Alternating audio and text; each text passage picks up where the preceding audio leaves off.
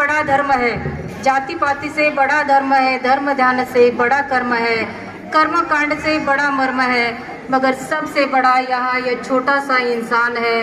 और अगर वो प्यार करे तो धरती स्वर्ग समान है, वो धरती स्वर्ग समान है। बच्चों, जिस देश की संस्कृति महान है वह देश सबसे महान है। जिस देश का संविधान सबसे श्रेष्ठ है वह देश सबसे श्रेष्ठ ही होगा। भारत का संविधान 26 जनवरी 1950 के दिन भारतवासियों को समर्पित किया गया। भारत की उन दिनों की स्थिति हम लोगों ने देखी है कि बिखरी हुई थी। भारत देश आज़ाद हुआ और भारत देश को समेटने के लिए हमारे भारत के महान पुरुष स्त्री जैसे कि यहाँ पर विनोबा भावे जी, महात्मा गांधी, सावित्रीबाई फुले, महात्मा फुले, डॉक्टर बाबा साहेब अम्बेडकर, कितने अनेक नेताओं के नाम यहाँ गिनाए जा सकते हैं जिन्होंने भारत को बटोरने का काम किया है, इकट्ठा करने का काम किया है, भारत जोड़ने का काम किया है। बच्चों, जैसे किसी बात की नई शुरुआत होती है तो नई शुरुआत का आयोजन करना पड़ता है।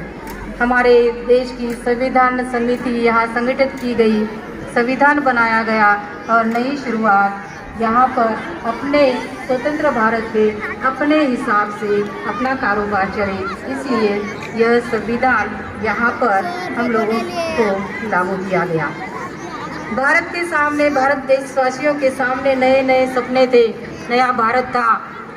नई संस्कृति के साथ यहाँ पर हम लोग नए तरीके से हमारे देश की उन्नति करेंगे, इसके सपने संजाने लगे थे। किसी भी देश का संविधान देश की आर्थिक परिस्थिति, सामाजिक परिस्थिति, राजकीय परिस्थिति और भौगोलिक परिस्थिति, ये सारे घटक इनमें सम्मिलित होते हैं, सबका विचार किया जाता है।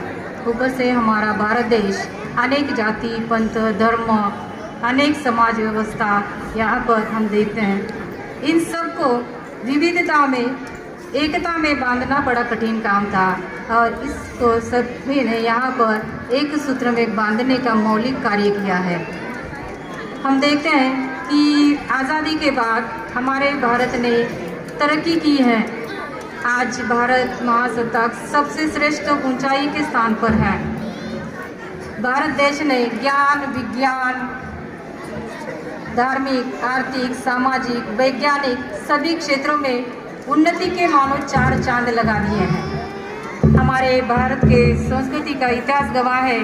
प्रभु रामचंद्र जी ने राज्य किया था, जहाँ समाज के सामाजिक नागरिकों के जैसा ही उन्होंने यहाँ पर न्याय देने का काम किया है। समाज के लिए सीता को त्यागा था। राजा हरिश्चंद्र जैसे राजाओं ने राज्य किया है, जिन्होंने सामान्य जनता को न्याय दिलाने के लिए राज्य तक को त्यागा था। ऐसे कई राजा, कई नेता, कई देशभक्त, अनेक, जितने हम गिनाएं उतने कम हैं। अगर हम लोग देख रहे हैं कि आज़ादी के बाद केवल संपूर्णतः कुशल है, हमेशा सुख के दिन होते नहीं, नई नई समस्याएं आती रहती है। उसी तरह हम लोग देख रहे हैं कि कई दिनों से हम लोग यहाँ पर कोरोना की बीमारियों से त्रस्त, सबने मिलकर हमने उसका सामना किया है। वैसे ही देश में बेरोजगारी, बेकारी हम लोग देख रहे हैं कि वो भी दिन पर दिन बढ़ती जा रही है। उन्नति मानव के लिए है, मगर मानव मानवता भूलता जा रहा है। नैतिक मूल्यों को फिर से पिरोने की आवश्यकता है। इस अवसर पर मैं जाते जाते आप सभी को इतना संदेश देना चाहती हूँ कि नए भारत के निर्माण में हम सबका योगदान होना चाहिए और निरंतर प्रयास करना चाहिए। नए निर्मित के साथ साथ मानवीय मूल्यों को भी यहाँ पर अपनाने की आवश्यकता है। मुझे भारत के पूर्व प्रधानमंत्री अटल बिहारी वाजपेयी जी की कविता का यहाँ पर स्मरण होता है, जो मैं आप लोगों को सुनाना चाहती हूँ। निर्माणों के पावन युग में हम चरित्र निर्माण न भूले, निर्माणों के पावन युग में हम चरित्र निर्माण न भूले, स्वार्थ साधना की आंधी में वसुधा का कल्याण न भूले। शील विनय आदर्श श्रेष्ठता तार बिना झंकार नहीं है, शील विनय आदर्श श्रेष्ठता तार बिना झंकार नहीं है। शिक्षा क्या स्वर साध सकेगी यदि नैतिक आधार नहीं है। कीर्ति कौमुदी की गरिमा में संस्कृति का सम्मान न भूले। निर्माणों के पावन युग में हम चरित्र निर्माण न भूले।